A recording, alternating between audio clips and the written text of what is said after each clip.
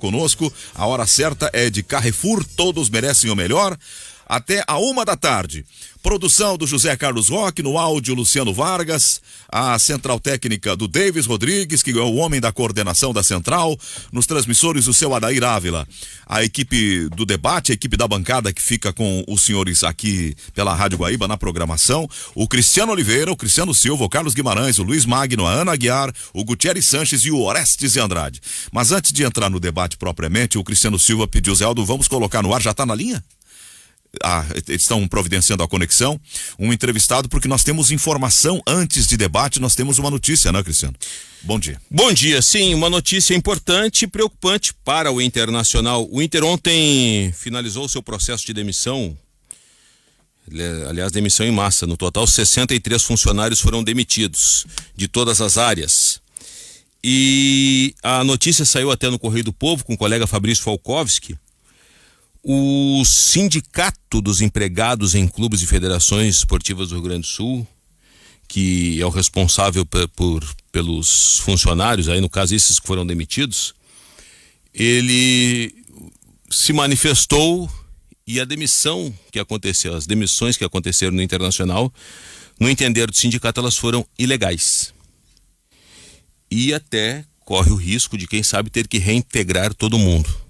E por isso que nós estamos fechando aí, tentando contato com o presidente do Sindicato dos Empregados em Clubes e Federações Esportivas do Rio Grande do Sul.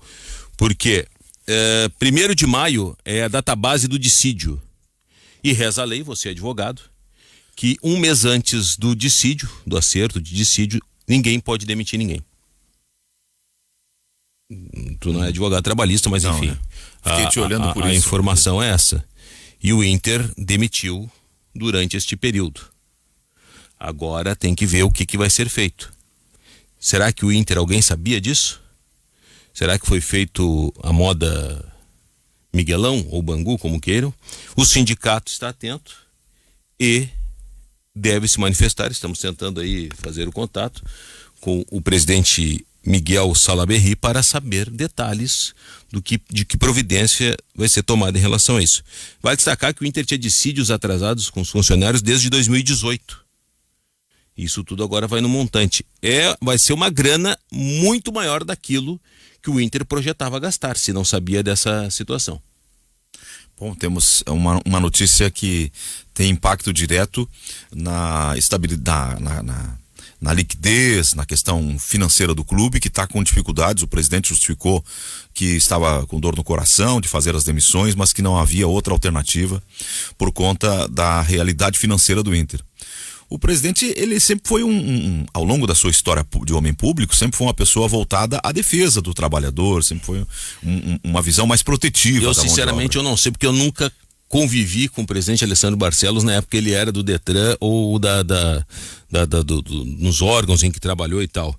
Eu sei que quando era vice de administração, ele tinha um contato direto com o presidente do Sindicato dos Empregados em Clubes e Federações, o Miguel Salaberry.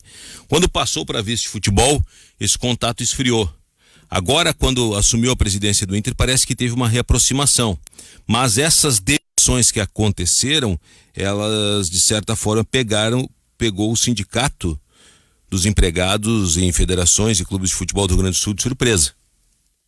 Então, estamos com uma pequena dificuldade de fechar esse contato. Vamos tentar e em seguida a gente vai ver se consegue colocar no ar o presidente do Sindicato dos Profissionais. É presidente do Sindicato dos Profissionais em Clube de Futebol, né? Porque tem o dos atletas. Clubes e federações, não é o Sindicato dos Atletas. Os atletas, que é um outro. São várias corporações sindicais, cada uma especializada em representação de grupos determinados, e nesse caso estamos com o presidente do Sindicato dos Funcionários, eu ia falar servidores, dos funcionários em clube de futebol. Bem, o programa tem, como disse, o Cristiano Oliveira, que está conosco, o Silva, que acabou de falar, o Carlos Guimarães, o Luiz Magno, a Ana Aguiar, o Gutierrez Sanches e o Orestes de Andrade. Esse tema das demissões, de regra, não gera muito debate, porque é a relação de trabalho, empregador, empregado. Deixa eu só rapidinho discordar do amigo, porque ele gera muito debate. A matéria que eu escrevi ontem para o Gol.com, que é goal.com, foi a mais lida do site. A mais lida, de capa.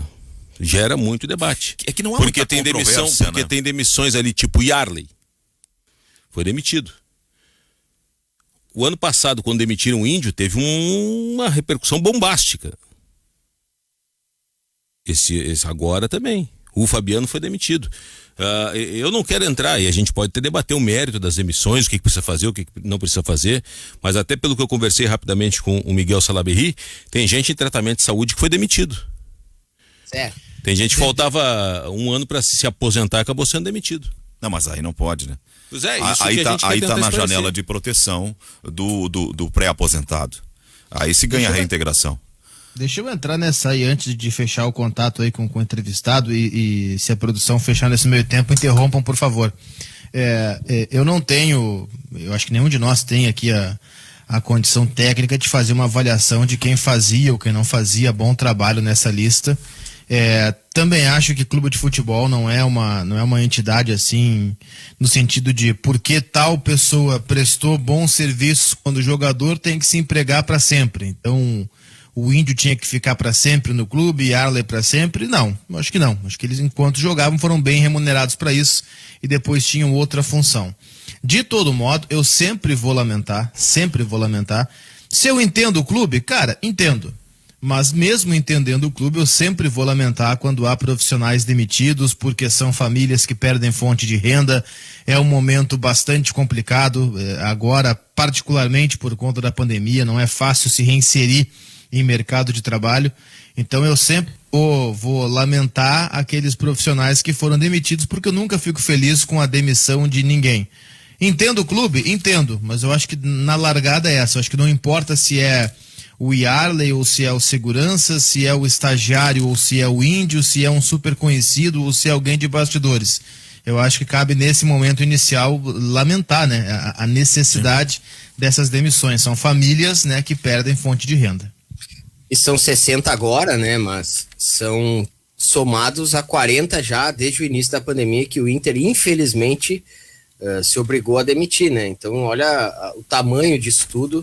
Uma empresa gigante, é mais uma, né? Eu vou tratar o Inter como empresa, eu sei que legalmente é uma associação e tudo mais, mas uma entidade que emprega tanta gente a ter que ter demitido 100, muitas outras atividades fazendo o mesmo, isso é muito triste. E ainda dentro dessa ideia, né, Zé, a gente também teve muitas pessoas que foram dispensadas segundo justificativa, por mais que não tenha que existir, e existe a questão até dos cortes. O Internacional tem um problema relacionado às dívidas, já demonstrou isso, já vem trazendo esses dados e tornando públicos cada vez mais os prejuízos gerados. A gente vive uma pandemia, né? Essa questão de consulados, esse trabalho de divulgação e até que arrecadava, a gente às vezes esquece, né? Que essas visitas é o que mantinha o sócio, mantinha a pessoa pagando em dia, e dentro dessa grande cadeia de situações complicadas geradas pela Covid-19 é que o torcedor teve que optar por colocar comida na mesa ou pagar a mensalidade do clube. E a gente ainda fala, a paixão de muitos ainda faz com que contribua, mesmo tendo dificuldades em outros setores essenciais da sua vida. Mas essa preocupação também a gente tem que levar. É uma cadeia que chega num resultado de que, claro, pra gente falar, mas não tem dinheiro. Bom, mas quanto foi a queda de pessoas que estão pagando em dia, de pessoas que se associavam? O Internacional vinha nos últimos anos fazendo uma campanha e campanhas, visitando cidades do interior bastante efetiva, para arrecadar mais sócios que são diretamente, né, contribuintes da instituição. Ô Zé Aldo, bom dia. Oi, Orestes, bom dia, benção, padre. Deus te abençoe. É o seguinte, o Cristiano Silva, tu falaste aí que não tinha tempo hábil para demitir todo esse pessoal aí, mas os advogados do Internacional não teriam que estar por dentro do assunto e dizer, olha, não temos espaço de dias, faltam poucos dias para o dissídio e nós não podemos fazer isso. Eles não teriam que estar atentos e por dentro do assunto? Teria, né, Orestes? O CEO, por exemplo, também. Isso aí não resta a menor dúvida. Alguém falhou. Ou o Inter também, já no cálculo, na ponta do lápis, já projetava tudo isso. Olha, vamos assumir o risco e tem que ser agora, e agora vai ser. Essa é a explicação que falta. Ontem, o CEO do Internacional, Giovanni Gazin, não sei, não Zanardo. Giovanni Gazin, vice-jurídico. Zanardo. Isso, Giovanni Zanardo. Ele deu entrevista e não tocou sobre esse assunto. E naquele momento também ninguém percebeu, que eu digo nós jornalistas, mas hoje estourou. Essa situação está no Correio do Povo, aí a matéria do Fabrício Falkowski, porque sim, tem problema com o sindicato. O sindicato vai intervir nessas demissões e agora é ver qual é o desdobramento que vai ter. Se o Inter falhou, pelo que eu ouvi, conversei rapidamente com o Miguel Salaberry, teve falha. Agora, esse risco foi calculado pelo Inter? Essa é uma manifestação que nós vamos ter que buscar depois com o presidente do Internacional, Alessandro Barcelos. A corda sempre estoura, o Guimarães também está conosco, sempre estoura no lado mais fraco, dolorosamente mais fraco. E num tempo como o que estamos vivendo, em que quase ninguém está empregando ninguém, aquele que fica desempregado, ele é condenado assim a uma espécie de ostracismo no mercado de trabalho, e isso se reflete na mesa das pessoas. Não tem como a gente não sentir pelas pessoas que foram demitidas.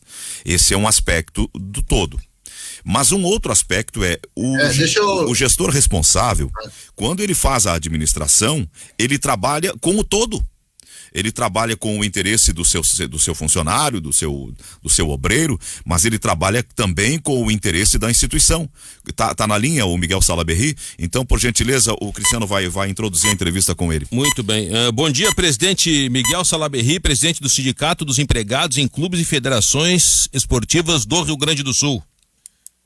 Bom dia, Cristiano. Bom dia aos ouvintes da Guaíba. É um prazer falar aos ouvintes e aos esportistas. Prazer é todo nosso. Bom, o senhor já sabe, evidentemente, como presidente do sindicato, das demissões que aconteceram ontem no Internacional. Estas demissões, no aspecto do sindicato, elas foram legais ou não? Bom, legais, qualquer demissão de qualquer empresa, qualquer entidade esportiva é legal desde que cumpra as exigências da legislação em vigente, no caso. O Esporte Clube Internacional me surpreende muito o presidente, o doutor Alessandro, tomar essa atitude no momento de dificuldade que nós estamos passando com essa pandemia. Eu acho que o Esporte Clube Internacional tem todo o direito, ser presidente, a administração, de demitir quem quer que seja, desde que cumpra a legislação. Eu lamento muito que o presidente, o doutor Alessandro, que tem uma passagem muito importante na política do Estado do Rio Grande do Sul, foi do Partido dos Trabalhadores, que eu sou um dos fundadores do partido, muito me surpreende a atitude do presidente. Eu acho que o Internacional, eu entendo que o Esporte Clube Internacional, vocês, torcedores do clube, perguntariam o que fazer nesse momento. Nós estamos passando por uma pandemia, nós passamos com todas as dificuldades. Teria muitas condições do Internacional de fazer um acordo com o sindicato e reduzir jornada e salários dos trabalhadores. Por exemplo, tem um trabalhador do Internacional que está em véspera de se aposentar, 12 meses de aposentadoria. Se ele está 12 meses de aposentadoria, ele tem estabilidade, ele não pode ser demitido. Tem uma outra funcionária que está em tratamento de saúde. O Internacional não poderá demiti-la, por ela estar em tratamento de saúde. E se nós formos analisar caso a caso, o Internacional vai fazer uma redução de 30 a 40 mil mensais. Ele vai despender nessa demissão muito mais do que economizar. Por exemplo, o Internacional ele está sem reajustar o salário do trabalhador desde 2018, 18, 19, 20, agora 21. E nós estamos, o sindicato está com o processo na Justiça do Trabalho. Então nós poderíamos muito bem, e eu até me surpreendo também, porque conversei com o executivo do Internacional, o Dr. Giovanni, para tratar outros assuntos de interesse do clube, e nós nos manifestamos de ambas as partes, tanto o sindicato como o Dr. Giovanni, representante do Esporte Clube Internacional, que teria interesse nós sentarmos e conversarmos e acertarmos, até porque as ações judiciais que temos, nós estávamos praticamente acertados com o Internacional, com alguns detalhes. Com a saída do atual presidente, o Dr. Alessandro, da vice de administração indo para o futebol, as coisas pararam e não avançaram. E agora me surpreende que o Inter tenha tomado uma atitude de demitir os funcionários no momento de dificuldade que nós estamos passando. O governo está aí fazendo todo o esforço para reduzir salário e jornada de trabalho para não haver demissões, e o clube tomou uma medida tão drástica quanto essa.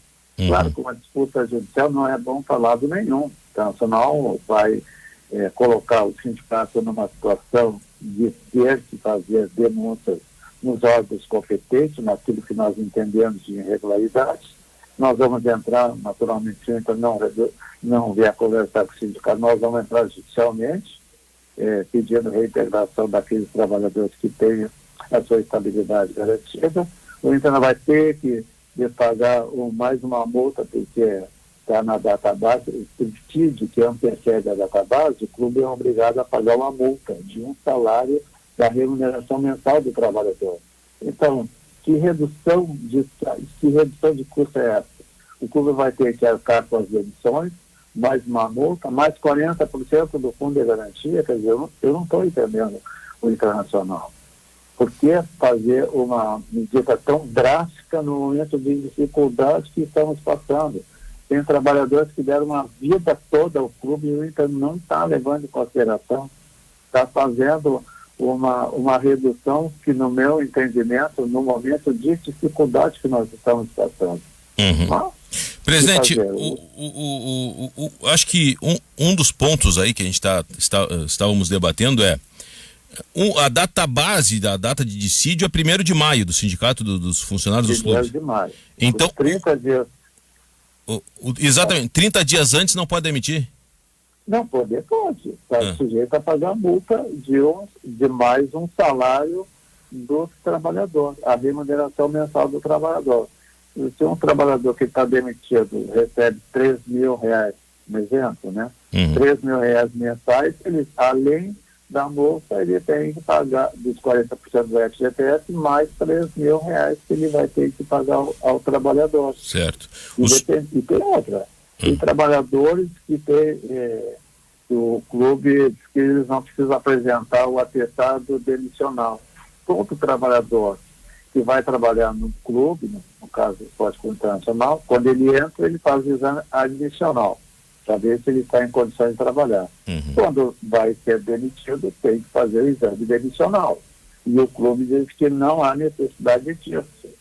Se não há necessidade disso, nós vamos pedir a reintegração de todos os trabalhadores que não apresentaram o atestado que está em condições de ser demitido, atestado demissional. E isso nós já estamos preparando a ação para dar entrada logo na justiça para impedir a demissão de todos. Então quem não apresentar atestado demissional, o sindicato vai pedir reintegração de posse? Nós já estamos pedindo, nós vamos entrar com ação hoje mesmo, talvez amanhã, já pedindo a tutela antecipada para não ser demitido quem não apresentar esse atestado. Tá. O senhor falou também que tem um funcionário que falta 11 meses para aposentadoria e uma funcionária que está doente. Tem mais gente nesse sentido? Eu não sei quantos o clube demitiu, porque essas demissões pela nova legislação não passam pelo sindicato, poderá ser feito diretamente, e nós estamos orientando todos aqueles que estão sendo demitidos, estão encaminhando para os sindicatos os seus avisos prévios, né, a data que eles terão que fazer as suas decisões, e nós vamos orientá-los para fazer a ressalva se o Internacional permanecer com essas demissões todas, né, as ressalvas dos meses 18, 19 e 20, 21 agora, e mais as irregularidades que porventura tem com o exame demissional, e a multa, se eles não pagar a multa do tritídio que antecede a data baixa. Uma pergunta, tem muito funcionário que é PJ, aí a legislação não cobre? A legislação cobre se o PJ é discutível judicialmente. O clube pode contratar, mas se ele é uma pessoa jurídica, quando tem uma empresa, né? Sim. É para burlar a legislação. Sim, aí vai ter que entrar na justiça, se for o caso. Com certeza o Internacional vai entrar, o sindicato vai entrar, com certeza. Caso o Internacional continue, não recue, o presidente entenda que não precisa ter diálogo com o sindicato, porque eu não acredito que o doutor Alessandro tenha conhecimento de tudo que está acontecendo. O presidente, por isso tem os seus diretores de cada área, né? Então, eu acredito que o doutor Alessandro não esteja sabendo de todas essas irregularidades e esse tipo de redução de custo. Tem outras maneiras. Não me cabe a mim, como presidente do sindicato, representando todos os trabalhadores, ele questionar uma posição e uma atitude que o clube tenha tomado. E aquele funcionário que não for filiado ao sindicato, ele não, todos são. Todos são. O estatuto do sindicato, eu vou explicar uma coisa para todos os torcedores do Esporte Clube Internacional e os ouvintes da Rádio Guaíba. O sindicato, quando fundamos o sindicato lá em 79, que eu fui o fundador e depois, 3 anos depois, eu saí do sindicato e voltei. Quando voltei ao sindicato, eu coloquei no estatuto do sindicato uma cláusula que diz: todos os trabalhadores das entidades esportivas, clubes esportivos, federações esportivas terceirizadas, são associados ao Internacional. Parágrafo único: todos os trabalhadores de clubes, federações esportivas, pingos e terceirizados não pagam mensalidade do sindicato. Hoje, o custeio do sindicato é só a taxa assistencial. Não tem imposto sindical que é facultativo do sindicato, não cobra, não tem mensalidade do sindicato, não cobra. O sindicato apenas no seu custeio é só a taxa assistencial quando faz convenção, acordo coletivo. Então o sindicato representa todos e ninguém paga absolutamente nada. Muito então bem. Eu estou bem tranquilo. O sindicato tem uma representatividade no estado do Rio Grande do Sul, fora Caxias e região, que nós fundamos outro sindicato para atender lá na região serrana. E o Internacional, todos os trabalhadores são associados e todos são representados por nós, do sindicato. E nós procuramos sempre defender dentro da legislação, e nossa convenção e os acordos coletivos são em benefício dos trabalhadores. Presidente, é o José Aldo. Bom dia, presidente. Bom dia. Algumas curiosidades que eu tenho aqui. Qual é o total exatamente de demitidos ontem? Não, o total fechou em 63. Teve demissões que aconteceram no início do ano e com as de ontem o total já fechou em 63. Eles foram desligados sumariamente, sem aviso prévio, presidente? Não, os atuais agora, dessa leva que o Internacional está demitindo, alguns avisos prévios já chegaram às minhas mãos, tá? E tem alguns que a rescisão vai ocorrer no dia 19 agora. Então eles recebem o aviso prévio, indenizado, e farão a sua rescisão no dia 19 não, no dia 9 agora, sexta-feira, 9 de abril.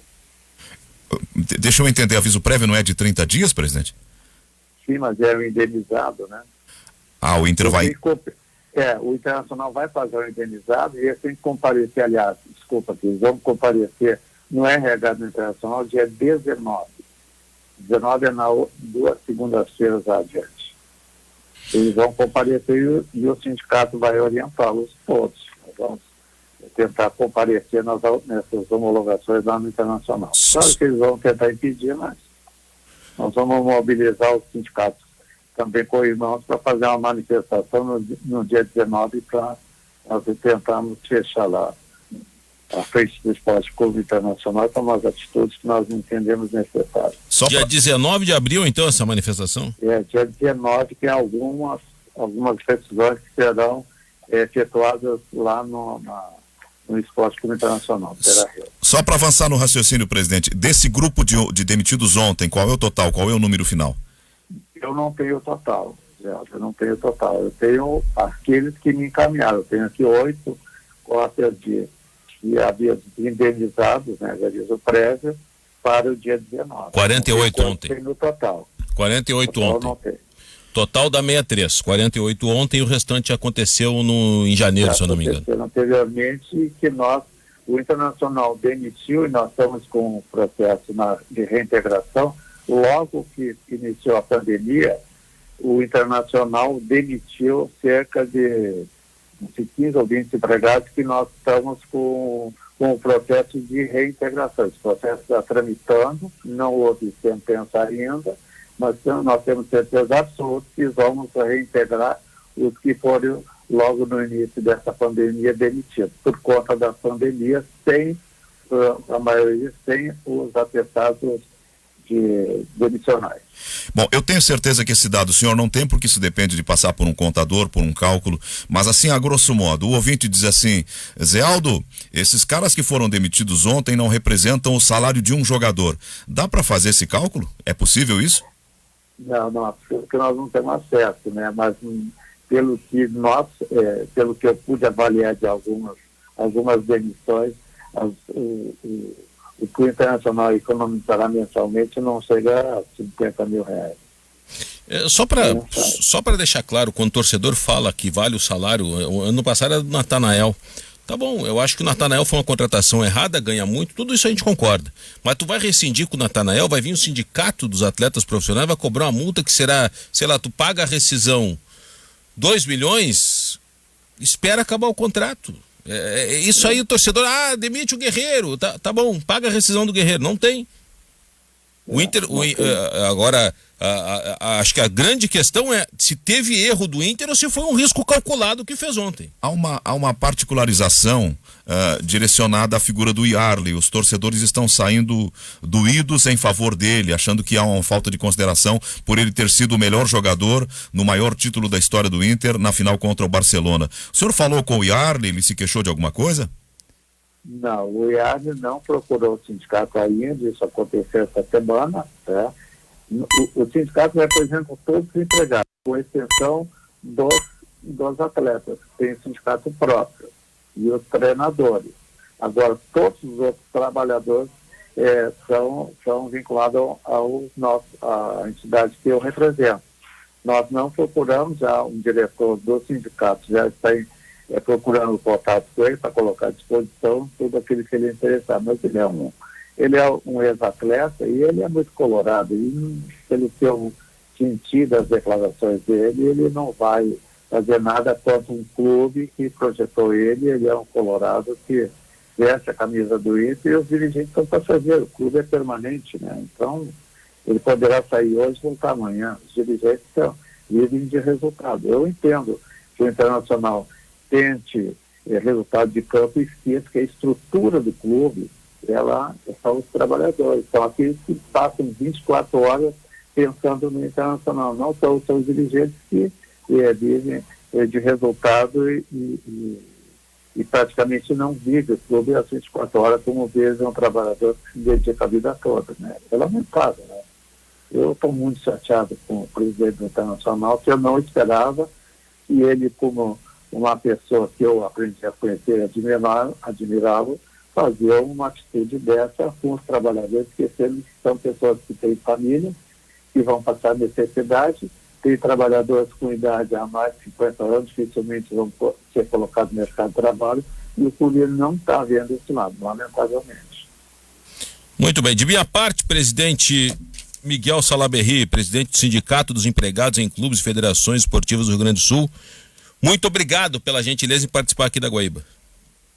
À disposição, um grande abraço e espero que o presidente Alessandro revogue essa atitude desagradável a todos os torcedores e principalmente para os familiares desses trabalhadores que não terão um futuro, não sabem o que irão fazer depois de sair do esporte como internacional. É lamentável. Muito obrigado pela atenção e dispensar a todos nós aqui do sindicato e aos trabalhadores que lamentavelmente devem, como eu vi, procurar alguns chorando aqui que não sabiam o que fazer. Lamentável. Um abraço a todos. Obrigado, presidente. Muito bom dia. Presidente do sindicato, Miguel Salaberry, conversando aqui na edição desse dia 8 do mês de abril do Ganhão do Jogo pela Rádio Guaíba, sobre o quadro do Internacional atual. É um quadro que, do ponto de vista financeiro, é ruim, e quem está lá no comando do clube, fazendo a gestão financeiro-administrativa, está obrigado a tomar atitudes, a tomar posições. E a história mostra que quando falta dinheiro, entre outros pontos de corte de gastos, está com a folha de trabalhadores, com a folha de pagamento. A redução de folha, desoneração, para tentar encontrar no enxugamento de gastos um equilíbrio das contas. Isso é da história, mas é doloroso porque se trata de um tempo em que, como disse o presidente do sindicato, aquela pessoa que tem hoje mais de 50 anos de idade vai ter muita dificuldade de se recolocar no mercado de trabalho. O ponto que eu vejo nesse momento como aí um fio que está faiscando haver um processo de demissão em massa sem uma negociação, sem um sentar na mesa e conversar e consensualizar. Porque quem está saindo hoje, como disse o presidente, se for por acordo, sem conflitos, amanhã pode voltar para o mesmo empregador, pode voltar para o Internacional. Então, por isso que esse estremecimento da relação, esse tensionamento da relação com o sindicato reclamando em público, talvez não seja a melhor saída. Tem 11h34 agora, eu tenho um intervalo para fazer. O Carlos Guimarães queria dizer alguma coisa, ele começou a falar e nós o interrompemos. Tu quer falar agora ou quer deixar para depois do intervalo? Pode ser depois. Foi importante a manifestação do presidente aí. Eu queria dizer que sobre esse assunto isso aí é uma coisa que acontece em todo lugar, né? Eu não estou normalizando aqui, eu acho muito, muito chato, muito ruim que nesse momento de crise pessoas percam o emprego. Eu acho horrível. Eu fico muito mal, por exemplo, quando acontece isso na nossa categoria. Agora, essas coisas também podem acontecer na nossa categoria e em outras categorias. Essa relação trabalhista, ela muitas vezes ela fere realmente os direitos do trabalhador. Agora, deixar aí para o Sindicato Internacional resolver essa parada. Eu fico bem chateado. Eu só quero... Permita só rapidinho, eu acho que eu também estou chateado. Tenho pessoas conhecidas que foram demitidas, é uma pena, o momento de pandemia é complicado, é ruim perder emprego. Tudo isso eu concordo. Mas eu acho que eu quero levantar um outro ponto. O Inter fez certo neste momento em demitir? O Inter errou na manobra em demitir? Porque a ideia é reduzir em 55 milhões, demitindo e cortando investimento em todas as áreas, certo? Mas será que esta economia não saiu um tiro no pé? Porque vai ter que indenizar um monte de gente, segundo o sindicato. Porque primeiro demitiu no mês errado, database do dissídio, não pode demitir. Demitiu gente que está faltando 11 meses para aposentadoria, pela lei não pode demitir. Demitiu uma funcionária que está doente, vai ter que reintegrar. Eu não sei nem quem é a funcionária, tão pouco qual é a doença. Será que fez? Alguém errou. Ou será que o Inter errou estrategicamente, sabendo que ia ter que gastar? Não, nós vamos tocar todo mundo para a rua. Eu não estou nem fazendo juízo de valor se quem foi para a rua merece ou não merece. O que eu quero pegar é a questão é que ontem venderam um peixe da economia. Correto, é direito do clube. É direito de cada empregador fazer isso aí, baseado na lei, dentro da lei. Mas ao que parece o Inter não fez, em alguns casos, dentro da lei. E aí esta manobra foi errada, foi prevista, eu acho que agora o Inter tem que se manifestar. Pô, é um mico, né? Tu demitiu uma série de gente e tem que reintegrar metade delas porque estava errado. Ou o departamento jurídico errou, ou o CEO errou. O presidente errou, quem avaliou, errou. Esse é o X da questão que eu gostaria de levantar para o debate.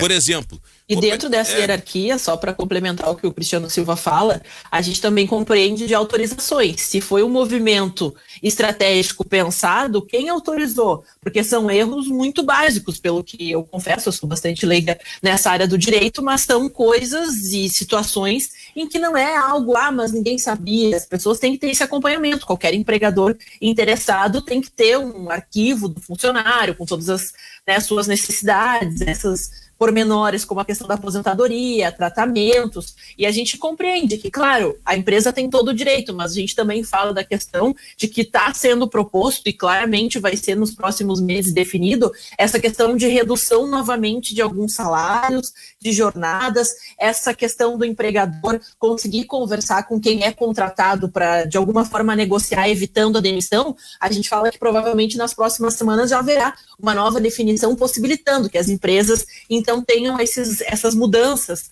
né, de contrato em razão da pandemia. Então, tudo isso a gente fala, a beira, né, também de uma decisão maior ainda, né, no que se trata de Senado, essas situações maiores de justiça, está se criando alternativas que estão logo mais sendo aprovadas, pelo que se espera, pelo menos, principalmente pressão dos empresários aqui do Brasil. Então, é aquela definição, também mostra talvez um problema de hierarquia do Internacional, porque muitas pessoas tiveram que dar o ok para essas demissões acontecer. E se não deram um ok, isso não foi colocado para a instância maior, acho que tem um erro de comunicação interna.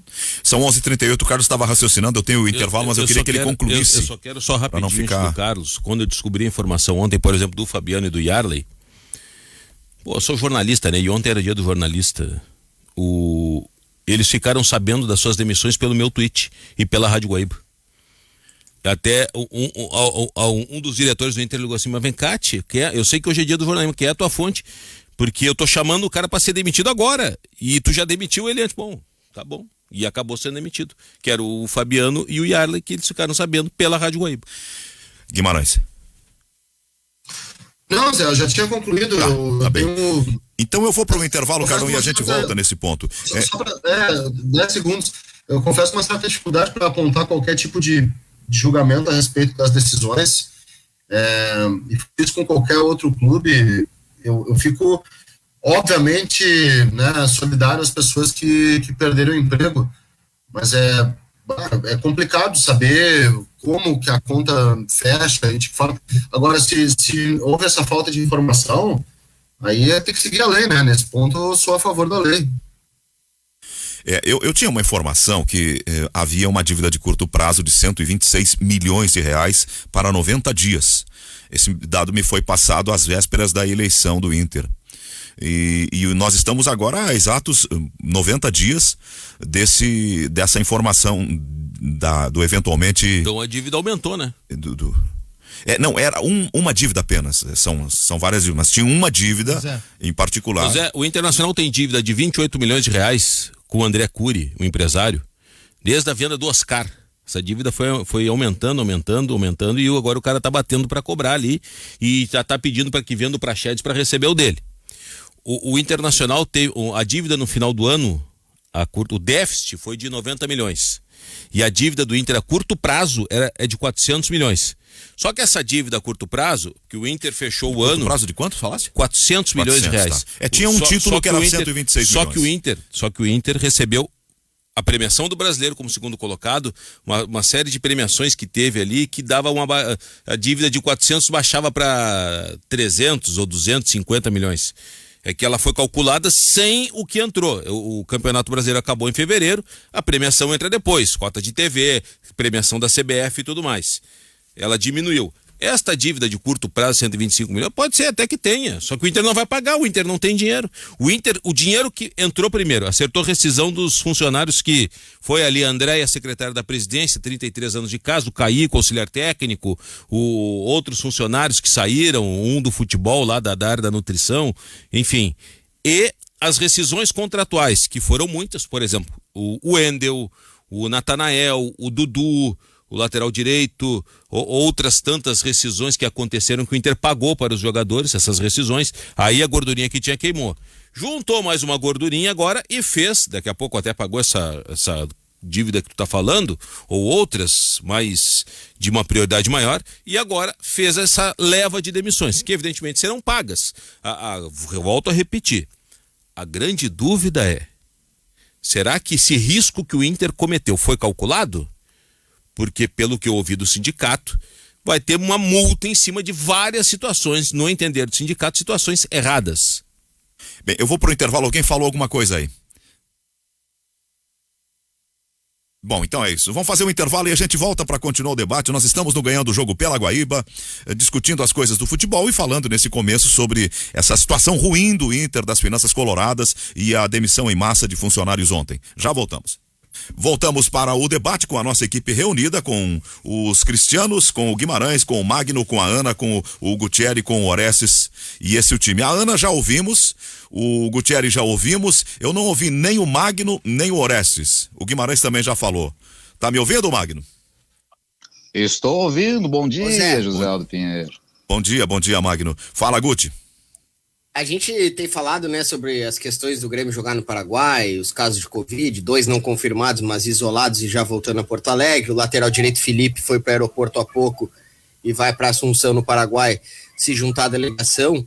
E hoje pela manhã eu recebi do jornal um link do expressnews.com.py, né, que é um portal do Paraguai, e já está no site do Correio do Povo, sobre um jornalista que entrou com pedido de liminar. Lá no Paraguai eles chamam de amparo constitucional, que é um pedido de liminar, e esse pedido pede a suspensão do jogo, que o jogo não ocorra no Paraguai por questões sanitárias. Tem 2 advogados junto desse jornalista, claro que o pedido é dele, mas com a assinatura dos 2 advogados. O jornalista paraguaio Marcos Ricardo Velásquez pediu à justiça do país que proíba o jogo e no estádio Defensores. Entre os argumentos incluídos na petição apresentada ao Tribunal de São Lourenço, o profissional de imprensa alega que o jogo traz alto risco de novas infecções por Covid-19 no país, além de violar vários artigos na Constituição. No texto ele ainda fala que a Conmebol não tem um poder sobre a Constituição do Paraguai, critica bastante e inclusive cita o presidente Alejandro Domingues, presidente da Conmebol, também como um dos, digamos, das partes nesse pedido de liminar. Não acredito que vá dar em algo, mas chamou atenção na imprensa paraguaia sobre esse pedido do jornalista Marcos Velásquez, um pedido de liminar para que o jogo não ocorra no país deles, já que não tem nenhum envolvido, né? Nem Grêmio, nem Independiente Del Valle são paraguaios, mas a Conmebol fez por bem trazer para Assunção, lembrando que a Conmebol tem sede em Luque, uma cidade ali na região metropolitana de Assunção. Bom, é um fato a mais nessa situação com a qual se depara a Confederação Sul-Americana de Futebol, de tentar realizar uma competição em meio a um continente que a pandemia está numa fase bastante severa, bastante aguda.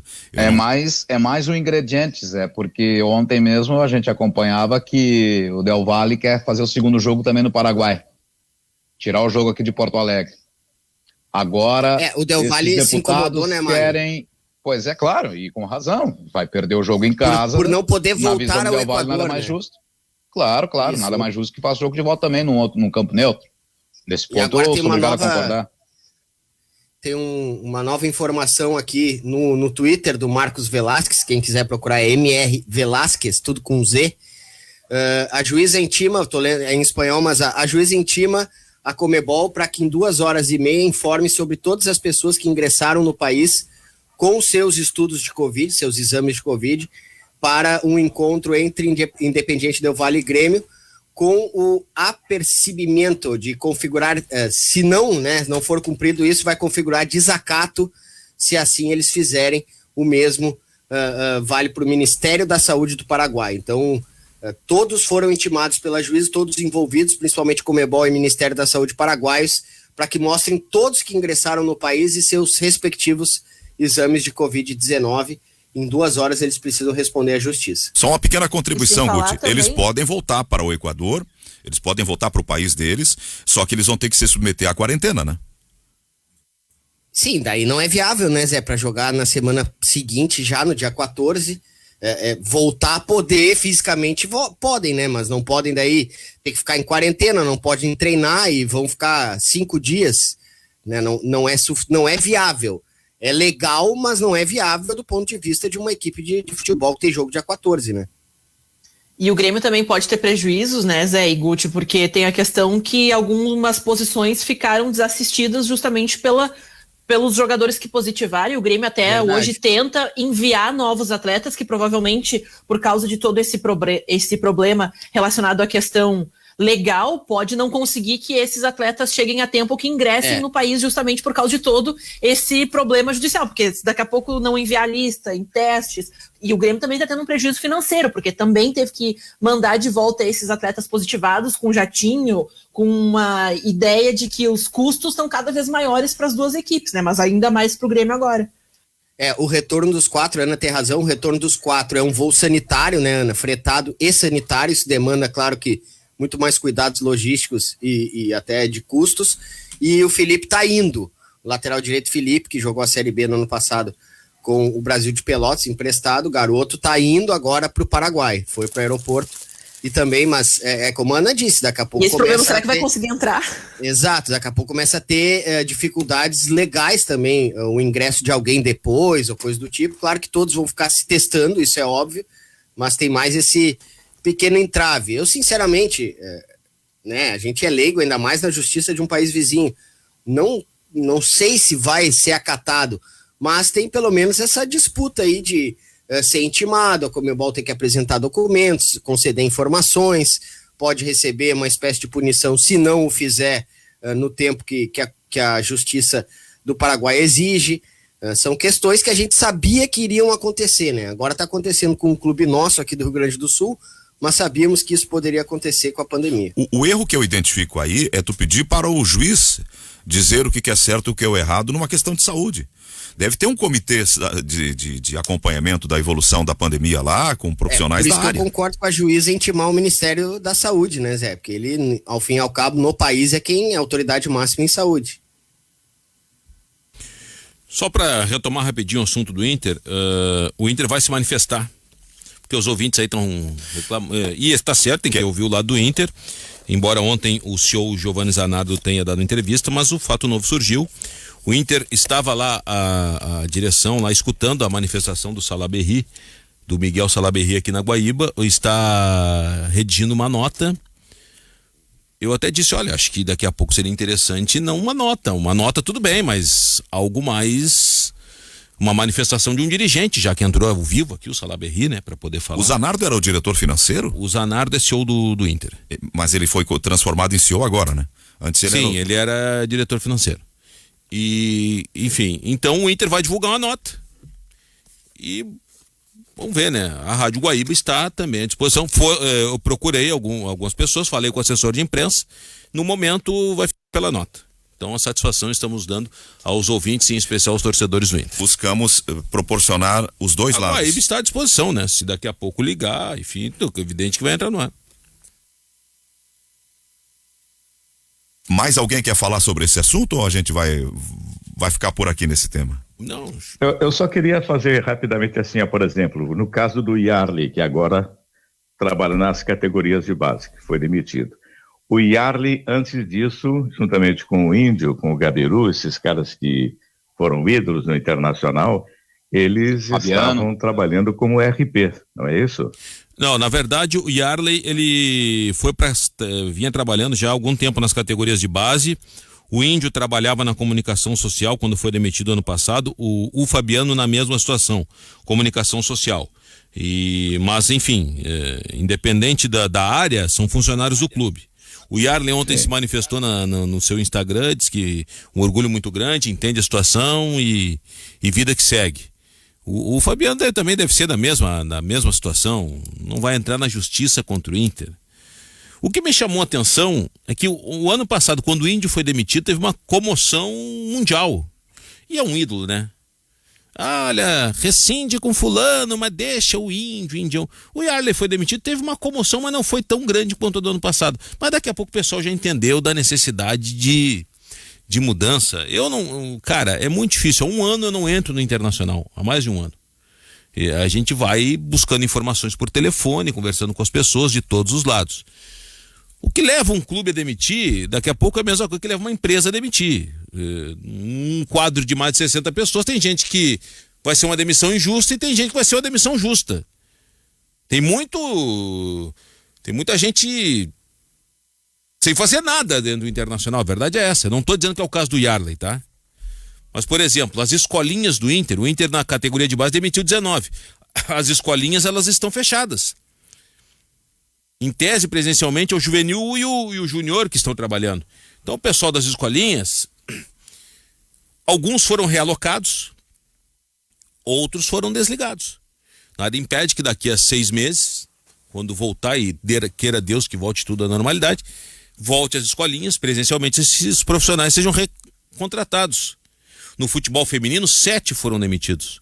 Tem gente que está nas escolinhas que foram realocados para o futebol feminino. E assim vai. Seu Pernambuco, cara, figura querida, seu Pernambuco, lá do vestiário do Inter. O seu Pernambuco ajudou na construção do Beira-Rio. Foi demitido ontem. Seu quantos anos fez o Beira-Rio dia 6? 52, né? É isso, né? 52 ontem. Então o seu Pernambuco tem 55 anos, gente. Ele é do tempo dos eucaliptos?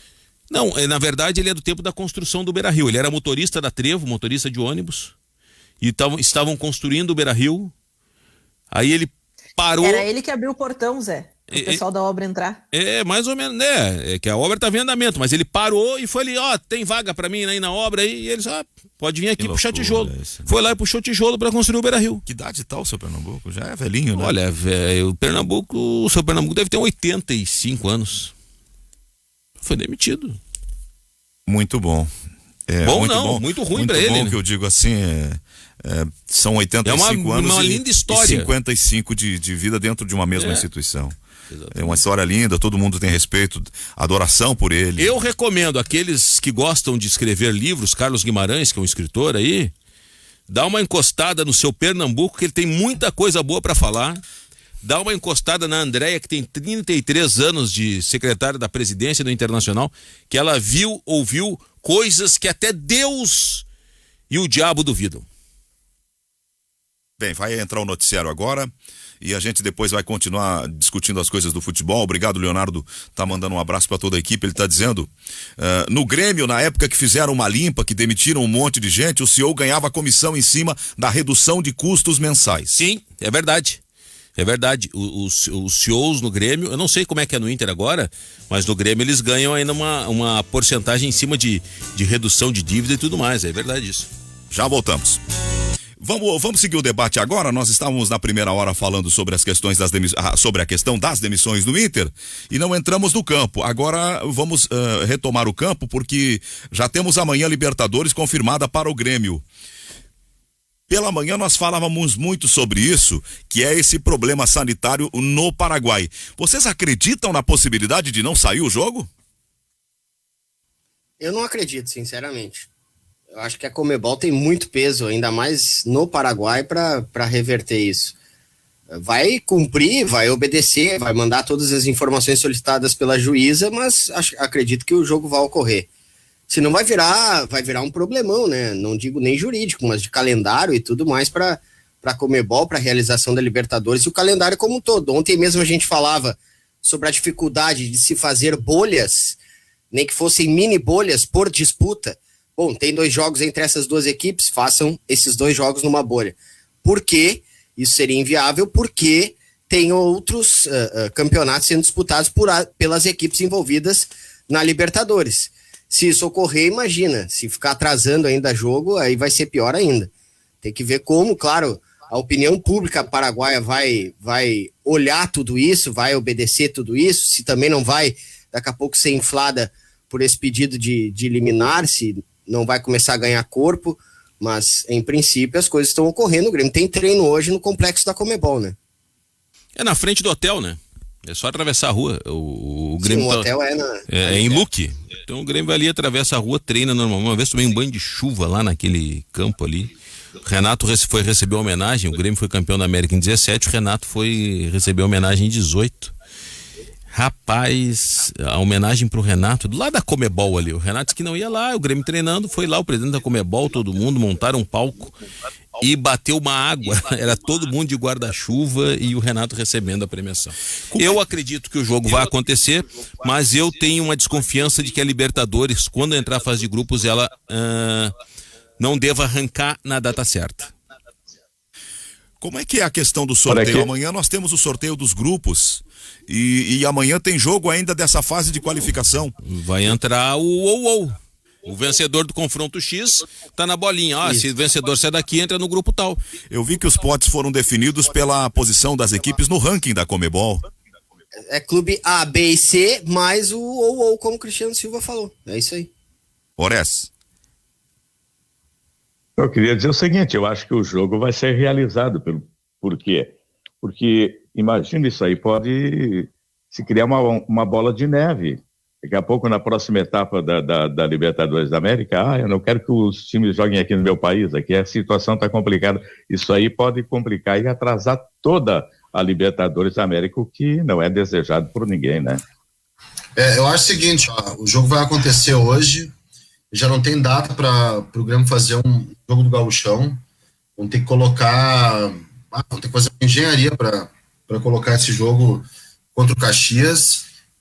Ainda não tem essa data, mas independente disso, eu acho que pode acontecer aquilo que o Cristiano Silva falou há pouco, de segurar o início da fase de grupos.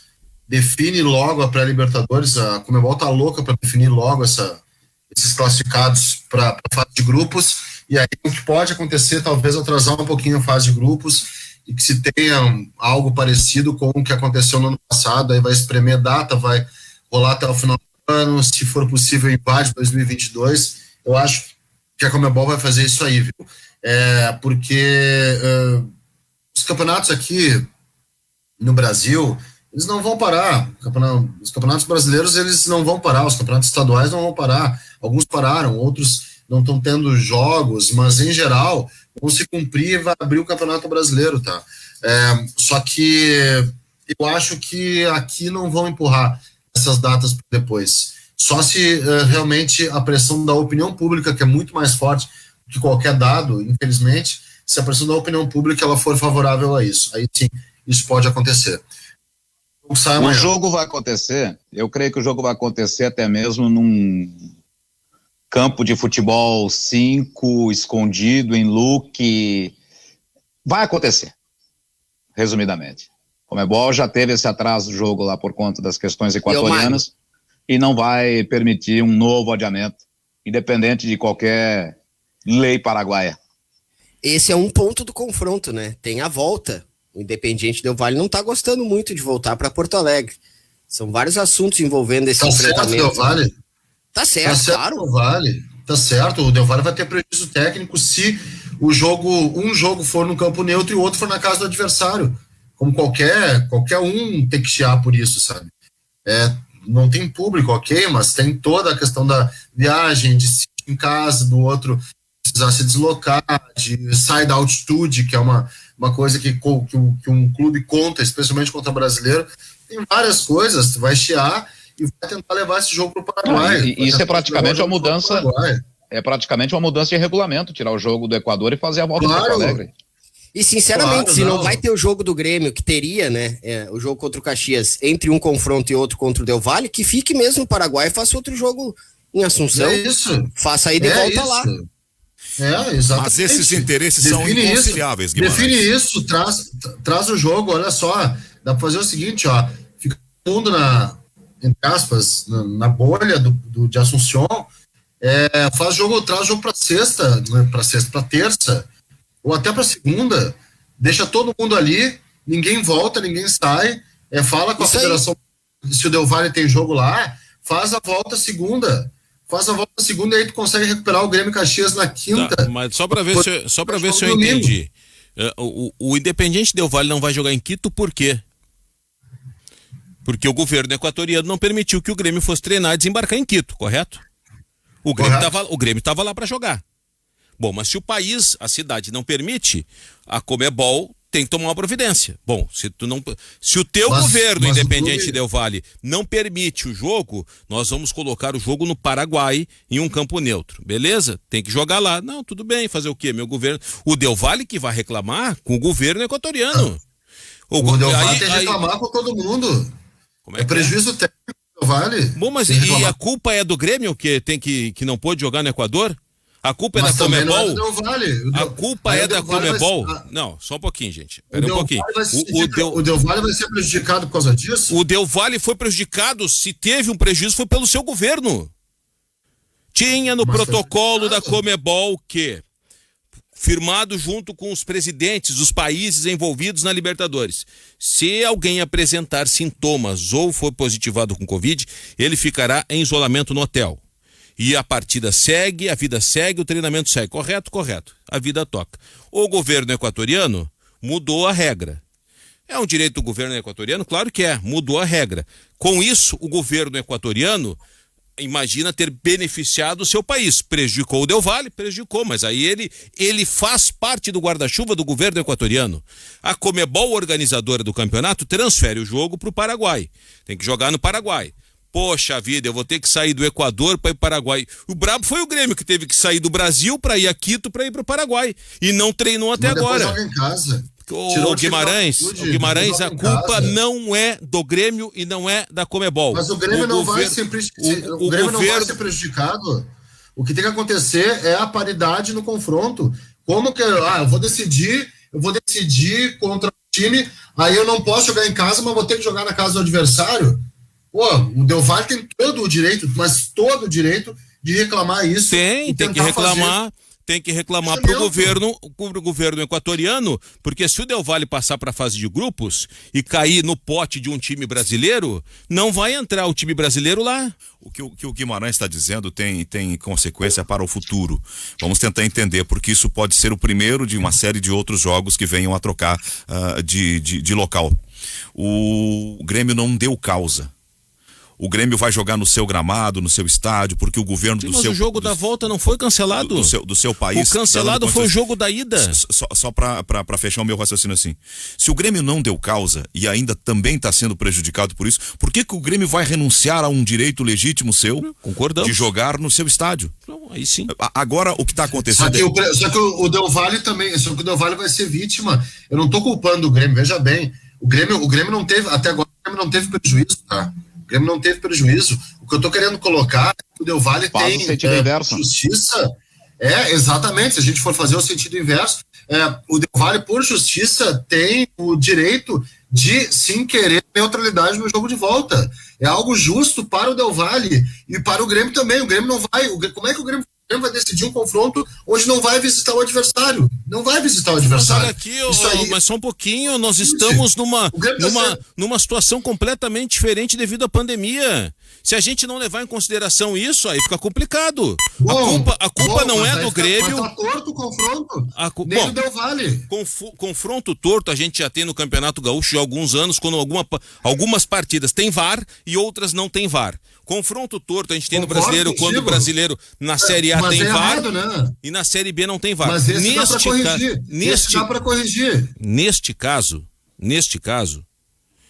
não foi nem a Comebol e nem o Grêmio os culpados pela partida não acontecer em Quito. Foi o governo equatoriano. Foi o governo equatoriano. O governo equatoriano, o Independiente Del Valle, é do Equador, que tem que se acertar. Porque se vai ser sempre assim, então é melhor o Del Valle nem participar da Libertadores. Porque se ele elimina... A gente tá usando a palavra culpa. Mas é responsabilidade também, né? Mas tá bom, tu pode trocar. A responsabilidade é do governo equatoriano. Do Sul tem que nos receber com medo sanitário que a gente provoca no continente. Bom, velho, então vamos fazer o seguinte, que é o que eu acho que até vai acontecer. A Libertadores vai ser cancelada a partir da fase de grupos.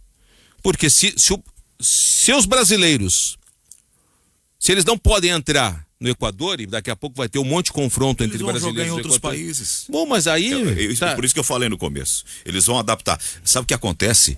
As dívidas, os boletos bancários de cobrança de dívidas estão batendo na porta das instituições. A Comebol não quer deixar de receber as suas cotas de patrocínio. Os clubes não querem. O Inter está demitindo em massa.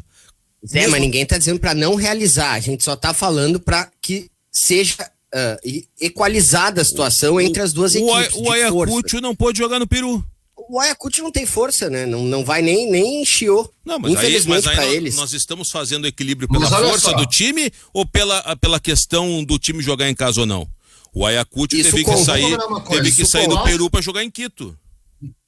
Não é justo que todos fiquem no Paraguai e joguem a volta na segunda-feira, dando neutralidade para os dois lados, evitando outro deslocamento, evitando outros casos de contaminação e ainda ajustando ela na sequência. Eu acho que é uma justiça que se faz. Ok, quem proibiu foi o governo do Equador. Qual é a diferença de jogar no Paraguai e jogar em Porto Alegre, Guimarães? Pro Del Valle, muita, né, Zé? Tem mais um deslocamento, joga na casa do adversário. Pro Grêmio é um benefício. Pro Del Valle é um prejuízo. Deixa eu ver se eu entendi. Eu só quero dizer o seguinte, Zé, permita. Pro Grêmio, benefício. O Grêmio tá no trecho desde domingo, desde segunda-feira. Sem treinar. O Grêmio foi pro Equador, chegou lá. O Del Valle tá no Equador treinando. O Del Valle tá treinando, esperando o confronto. O Del Valle vai pro Paraguai e depois vem para Porto Alegre. Mas o deslocamento é o mesmo. Vai agora, Paraguai e depois vai Porto Alegre. Tá, é que tu não, eu acho que tu não tá, eu não, pelo menos não vi tu colocar o prejuízo que o Grêmio está tendo em sair do Brasil, saiu na segunda, né? O Grenal foi sábado, treinou domingo, saiu na segunda-feira. Chegou no Equador para treinar, não pôde treinar. Não pôde sair do hotel. Não pôde treinar, sair, bater bola e aquela coisa toda. Aí fica aquela indefinição. Aí sai e vem para o Paraguai. E não treinou ainda. Sai da altitude. Sai do principal aliado que o Del Valle tem. A gente sabe como conta tudo bem, pra eles. tudo bem, mas e tem a questão sanitária, evitar mais viagens, faz o segundo jogo, fica todo mundo no complexo da Conmebol, que o Cristiano acabou de citar, tudo ali perto, faz o jogo, encerra essa fase, quem classificar vai ter mais um tempo para botar a bola no chão, baixar a poeira, e aí sim faz a fase de grupos, talvez até o Grêmio recupere os seus jogadores, dê uma estancada em possíveis contaminações. Eu vou te falar o seguinte. Não é somente a questão de justiça, é também cuidar, não ficar viajando delegações para cá, delegações para lá. O gramado do Defensores del Chaco não é bom. Vai deixar de jogar no gramado da Arena. Uma partida vai ser jogada lá. Uma partida tá bom, mas ela vai ser jogada no Paraguai porque o governo equatoriano não permitiu que ela fosse jogada no seu país. Eu entendi que os guris buscam um ideal assim de equilíbrio técnico. Aí teríamos que pegar Grêmio e Independiente Del Valle e fazer um jogo numa cidade com altitude equivalente a Quito para equilibrar a questão da altitude, que essa gera a diferença, o prejuízo para o Del Valle. Gera. Entendi. Sim, mas o Grêmio jogou na altitude e ganhou na altitude faz 2 semanas. E poderia ganhar, e pode ganhar, só que é inegável que a altitude é um componente que favorece o time que está acostumado. Eu vejo em qualquer confronto, em qualquer confronto em que um pode mandar em casa e o outro não, há uma desigualdade. Já há uma desigualdade. Se tivesse torcida, pode ser. Há 1 ano não tem torcida no estádio. Mesmo sem torcida, existe um fator de confiança, existe um fator de conhecer as coisas dentro do campo. Ainda diminuiu, óbvio que diminuiu, mas ainda há um aspecto importante no decidir em casa. É o jogo de volta, tu já vai saber o marcador do jogo de ida para poder saber o que tu pode fazer, se tu vai ter que atacar para virar jogo, ou se tu vai ter que segurar para segurar resultado. Existem vários componentes nisso, onde eu acho, esse é o meu ponto de vista, que a neutralidade nos 2 jogos, ida e volta, seria o mais justo nesse confronto. Não seria o primeiro caso em que um arranjo causa aí uma desvantagem ou neutraliza uma vantagem. Nós tivemos a final da Copa Libertadores no Monumental de Núñez, portanto, fator local, ambiência, peso da massa do River. O jogo não foi realizado, eles transferiram para Madrid. Virou uma coisa neutra. No entanto... Teve o primeiro na Bombonera e o segundo em Madrid. Não, foi um jogo só. Não, teve 2-1 Teve o jogo da ida. E aí zeraram o primeiro. Não era um jogo só, não. Teve o primeiro jogo. Não, tá. O primeiro tá certo. O primeiro jogo na Bombonera. A volta aconteceu. Não ocorreu. Isso, teve desvantagem nesse sentido. Teve sim, não. Mas daí eu vou concordar com o Silva nesse ponto. Ali foi culpa do River, né? Torcedores do River apontaram. Aí a responsabilidade. Exato, é verdade. A primeira final, jogo único, foi o Flamengo e River. Exatamente. Então eu acho que, olha, nesse caso, eu só tenho como apontar o Del Valle como uma espécie de vítima das circunstâncias, assim, né? Eles perderam. E eu acho justo, eu acho o direito do time equatoriano. Os dois são vítimas das circunstâncias. Os dois têm perdas aí. E outra coisa, né, Zé? Tem discussão. O Grêmio também. Tem discussão demandada disso tudo. Uma coisa é o jogo, o confronto, onde joga, onde não joga, o equilíbrio. Agora, demanda no mínimo uma discussão para futuro de Libertadores. Fase de grupos, outros jogos, outras disputas. Porque, como disse o Cristiano, teve um protocolo, foi acordado. Aí as autoridades equatorianas não gostaram, ficaram com medo, né, da contaminação. O Brasil gera, infelizmente, medo pelas novas cepas nos outros países, tanto que o Paraguai, né, claro que é um jornalista com 2 advogados, mas tem cidadãos paraguaios com esse temor. Então, no mínimo, para frente, ou acerta esse protocolo, exige maior cumprimento, conversa, inclusive, com as autoridades do país, e não somente com os clubes e as confederações, para que quando ocorrer, saber já o que fazer.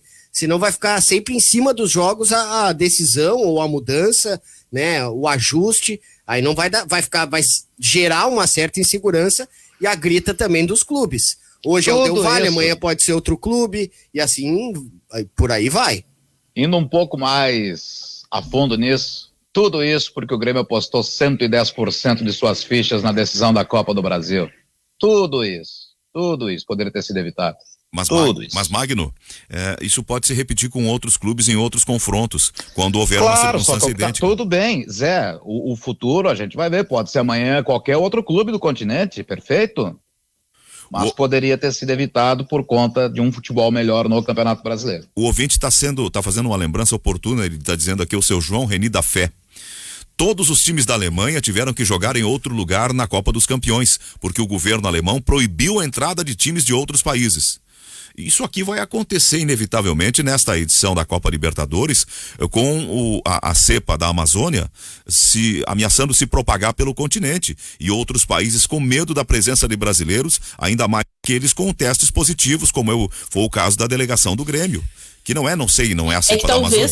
Mas é o risco de contágio, e eles não sabem qual é a cepa, então eles evitam ao máximo que isso possa chegar aos seus territórios. É uma situação que nós vamos enfrentar durante a Copa Libertadores, muito provavelmente, em mais de uma vez. É que a Conmebol, e a gente já viu em outras oportunidades, que ela não tem essa característica de ter um planejamento, um plano A, B, C, D. Ela vai se decidindo conforme as coisas vão acontecendo, que é uma característica que eu vejo até aqui dos alguns povos sul-americanos que têm por característica, quando acontecer a gente pensa no que vai fazer.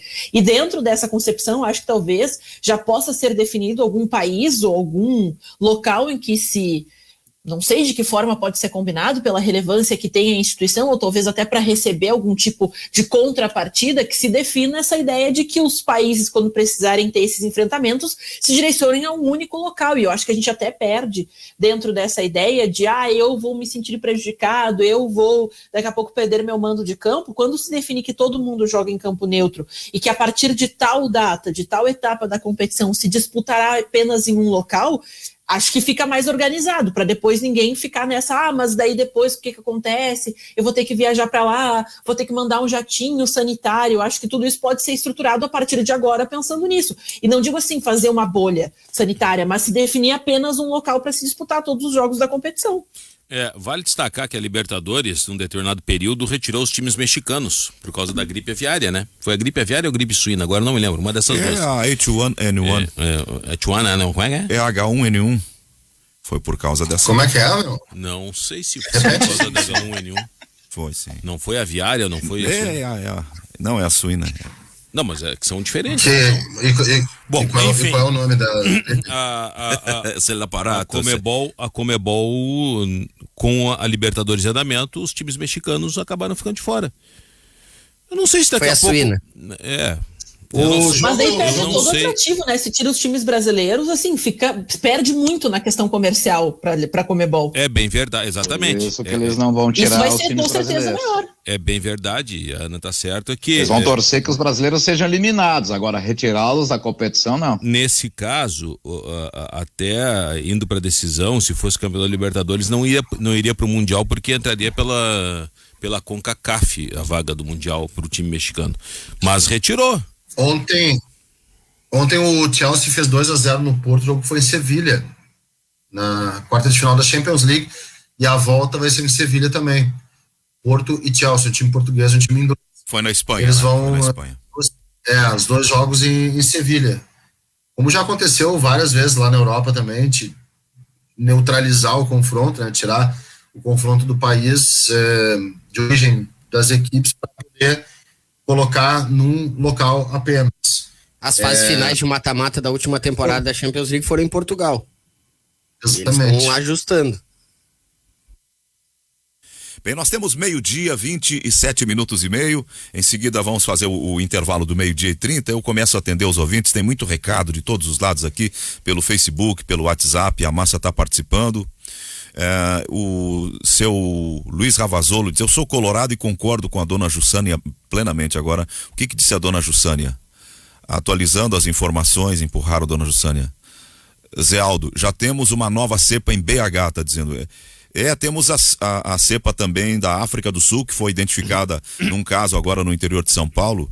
Infelizmente, as mutações do vírus estão colocando em pânico a comunidade mundial por todos os lados. Eduardo Pires diz... Não, e infelizmente, Zé, ontem eu trouxe, né, essa concepção de que para os especialistas e outros países, o Brasil hoje é um laboratório de novas cepas, porque não consegue, ao mesmo tempo, controlar as já existentes e tem uma das flexibilizações mais tranquilas para os viajantes, nessa questão de turismo e tudo mais, porque todos os outros países que voltaram recentemente ao lockdown total ou restringiram ainda mais a questão dos turistas, eles não deixam as pessoas entrarem. Aqui no país a gente tem uma flexibilização mais tranquila, então... Quando tu entra com novas pessoas que podem estar contaminadas, que não tem que apresentar, vamos dizer assim, métodos tão rígidos de testagem no momento de ingresso no país, elas acabam trazendo essas mutações que, dependendo da nossa localidade, da nossa região, por ser um país continental, elas podem ficar piores ou até mesmo mais fracas.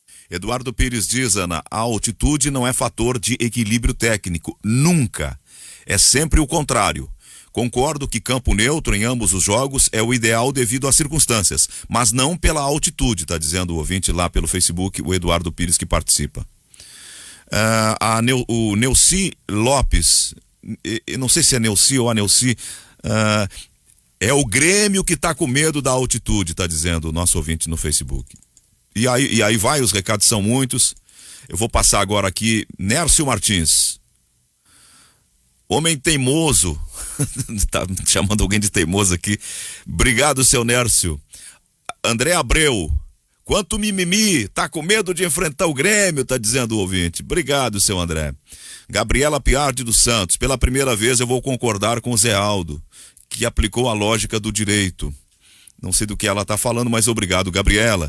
João Batista Nunes, tem que tirar os times brasileiros da Libertadores. Pode ser que daí acordem. Beto Ganso, mas quem foi o causador disso, Zé? Eles são vítimas da organização deles. Vamos parar de passar vergonha. Obrigado, seu Beto. Agora vou aqui pro WhatsApp. Olá, amigos. É cepa brasileira, variante da africana. Em todos os países agora, vírus chinês. Opa, daí não pode falar? Obrigado, Marcelo. Ele é de Chapecó, Santa Catarina. Tá conosco, tá dado o teu recado.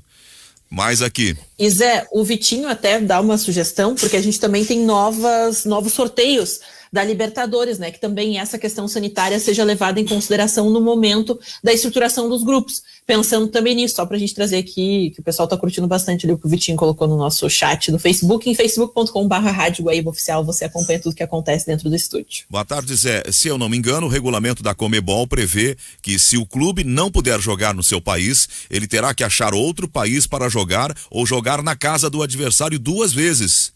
E todos assinaram, tá dizendo ele. Inversão de mando, aí sim, aí seria um desequilíbrio técnico absoluto, né?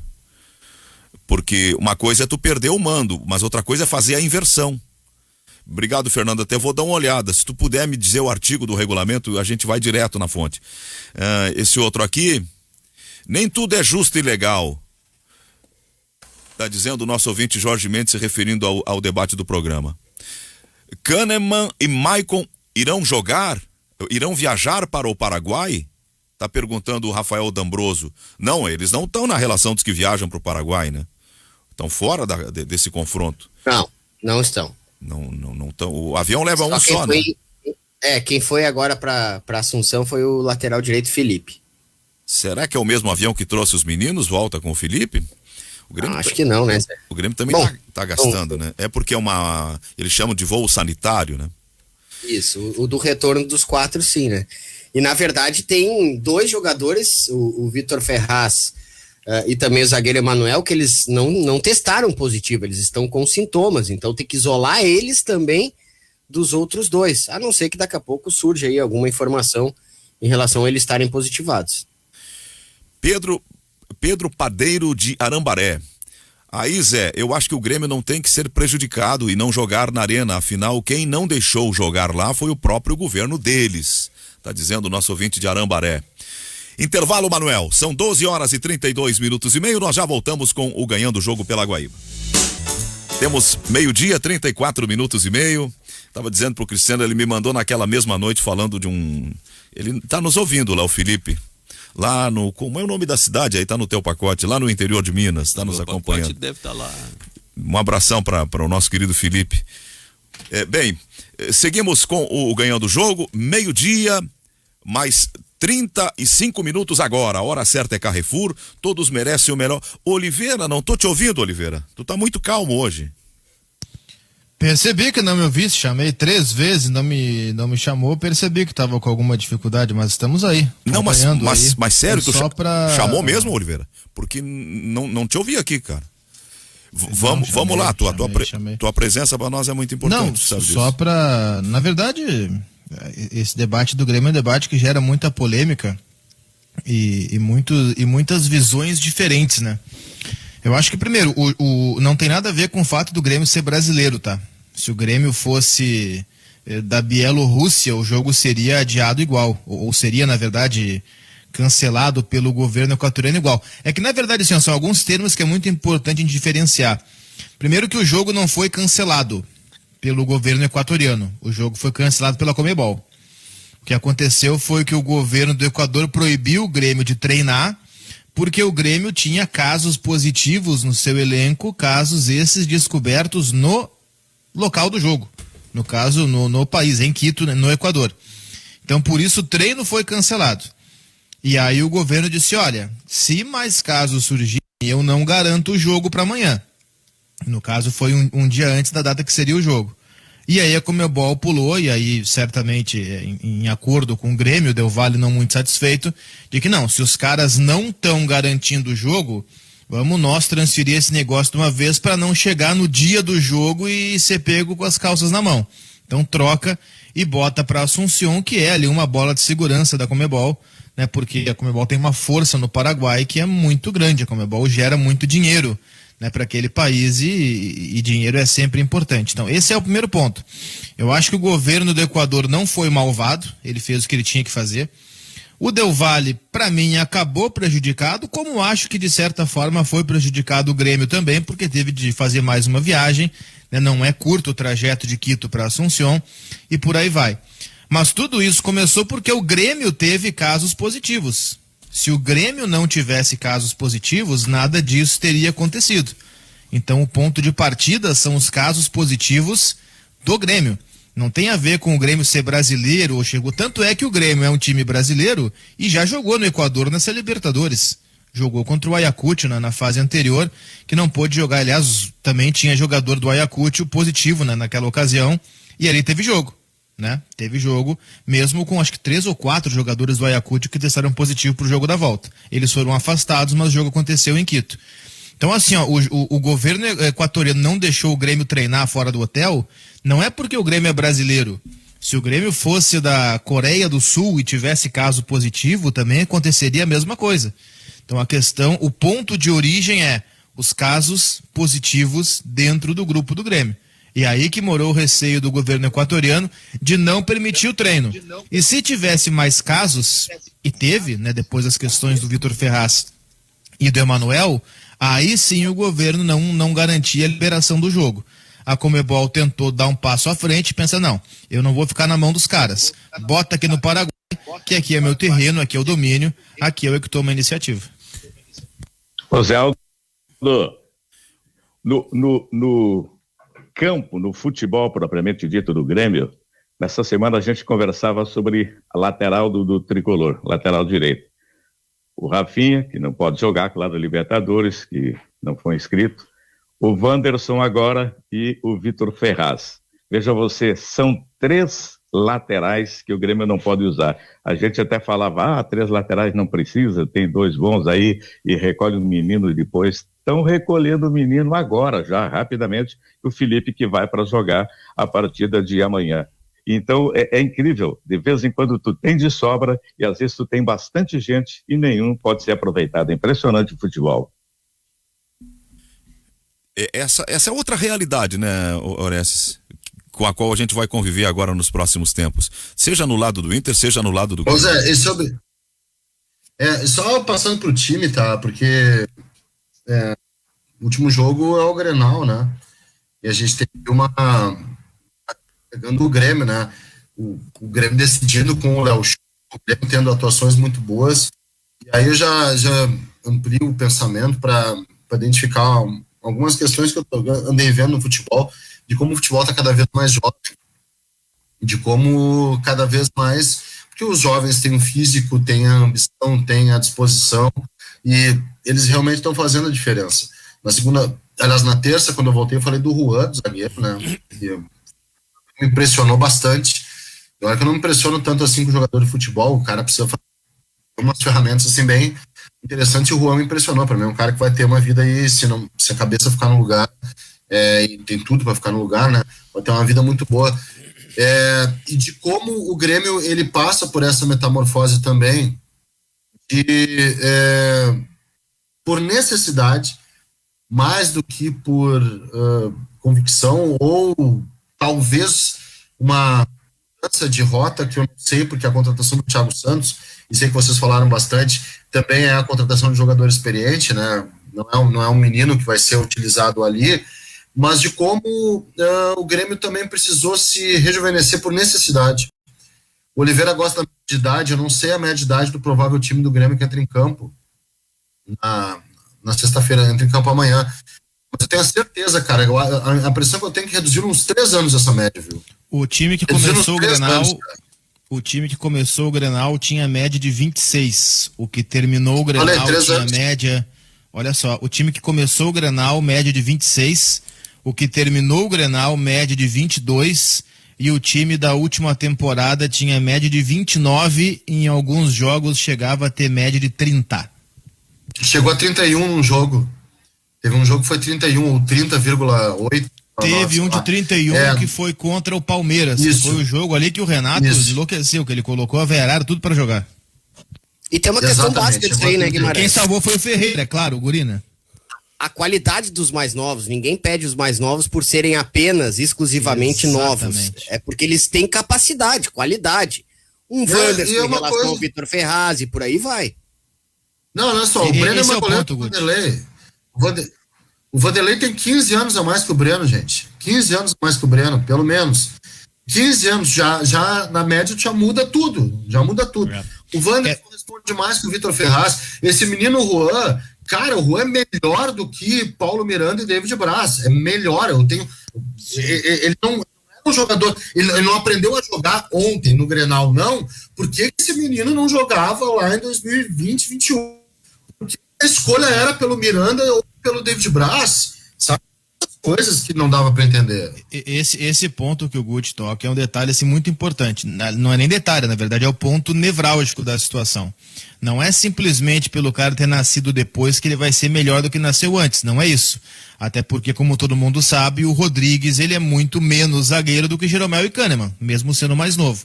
O ponto é que, se a base do Grêmio fosse uma base fraca, fosse uma categoria de base ruim, ninguém estaria pedindo a gurizada porque não teriam surgido jogadores bons nesse meio tempo. A gente pede, a gente reclama, a gente grita muitas vezes por isso, porque a base do Grêmio é espetacular. A base do Grêmio é maravilhosa, a base do Grêmio revela muita gente boa. E o ano passado eu dizia, em todas as posições, tirando, claro, a dupla de zaga, que é uma situação atípica, os caras da base eram melhores do que os jogadores que o Renato colocava para jogar. Naquele momento, e esse jogo contra o Palmeiras, que o Guimarães mencionou, que aliás quem salvou foi o Ferreira, empatando o jogo no finalzinho de cabeça, ali ele enlouqueceu, ali ele colocou Maicon, colocou Everton, eu acho que não tinha mais o Thiago Neves, colocou o Robinho, ali foi assim, um escândalo que fez o Renato. E a gurizada ela é muito boa. A base do Grêmio ela revela grandes opções em todas as posições. Em todas, não tem uma posição que não tenha pelo menos um jogador promissor. Pode ser que daqui a 3 anos alguém pegue esse áudio e alguns dos caras que a gente pede hoje esteja, sei lá, no Criciúma. Pode ser? Pode. Mas todos eles são promissores hoje. Ou todos não. Boa parte deles são promissores hoje. Se a gente pegar Ricardinho, se pegar Léo Pereira, se pegar Léo Chu, se pegar Juan, se pegar Breno, se pegar Wanderson, se pegar Vitinho, se pegar Guilherme Guedes, se pegar Fernando Henrique, se pegar Darlan, todos eles são promissores. É uma base muito boa essa do Grêmio. Quero dar uma informação sobre isso, tá? Que eu recebo agora, inclusive. O Juan, ele vem do Novo Hamburgo, tá? Ele não tinha base nenhuma. Foi trabalhado com ele dentro do processo... Ele tem irmão gêmeo lá no ataque do Novo Hamburgo, o Ramon. Ele foi trazido. Ele não era considerado um grande jogador em Novo Hamburgo, tá? E porque ele não tinha base, o Grêmio trabalhou isso com esse jogador, identificando qualidade, identificando atributos, identificando um bom futebol, né? Um bom potencial no Juan. Trabalhou para que ele pudesse chegar até o profissional. Mas antes ele estava no time de baixo ou no time de base para trabalhar algumas coisas que ele chegou sem fossem completas lá do Novo Hamburgo. Olha só, o Juan, ele chega no Grêmio, eu não vou lembrar se é em 2016 ou 2017, mas é por aí. Ele chega novo no Grêmio. Ele chega com idade de base. Ele renova o contrato com o Grêmio em 2019. E nessa renovação de 2019 se coloca uma multa de 200 milhões de reais. Então ele chega no Grêmio muito novo. Que chega que ele nesse período foram trabalhadas algumas coisas com ele. Não, ele foi lapidado. Perdemos o Oliveira. Pela primeira vez. Mas a informação a informação que ele chega, enfim, completo e que são trabalhadas algumas coisas, né, com ele para que ele pudesse chegar ao profissional, que é normal. Ele é muito veloz. Ele tem velocidade semelhante, próxima dos jogadores mais rápidos do mundo. Tava vendo até uma natural de Tramandaí. Isso. Lugar bom, né? Minha segunda cidade. Pela primeira vez, Osório, né? Pela primeira vez, Guti e Oliveira e Carlos, que eu ouvi alguém falando bem desse jogador, eu digo, eu nunca ouvi ele falando assim de alguém com entusiasmo e com dados, foi o Jeromel, fazendo menção ao Juan. Aí eu comecei digo, mas por que o Jeromel falou tudo aquilo e esse cara não joga? Aí jogava Paulo Miranda, jogava o David Braz, e a preferência do Renato era pelo Rodrigues. Que quando apareceu o Michel improvisado? Isso, quando apareceu o Rodrigues era, como dizem os argentinos, fala espanhol, muito prometedor. Ele parecia que ia ser um grande zagueiro. Mas ele teve... mas é diferente. Zé, essa qual é a diferença que eu vejo? Sim. A diferença que eu vejo nos dois, o Rodrigues é um zagueiro simples, tá? Ele é um zagueiro que, enfim, tem um bom combate. Sim. Eu acho ele com um bom combate, ele tem um bom contra um dele, um bom duelo, ele é um zagueiro bom, mas ele é um zagueiro que zagueira, um zagueiro assim... Destruidor. Destruidor. O Juan tem velocidade, tem antecipação, tem umas coisas assim que peraí. E quando tem a bola, ele sabe sair jogando. E o Rodrigues... o último... Só para concluir, Oliveira, o último assim que foi apontado, super promissor aqui no futebol gaúcho, que foi o Bruno Fux. Poxa vida, não vou granalizar, já granalizando também, não tenho compromisso com nenhum dos dois e vou fazer isso, tá? Eu acho o Juan um zagueiro com mais potencial que o Bruno Fux, né? Em termos de, o Bruno Fux é um zagueiro que por vezes se atrapalhava. É óbvio que é um zagueiro que, se voltar o Jeromel, ele não vai ser titular, ainda é o Jeromel.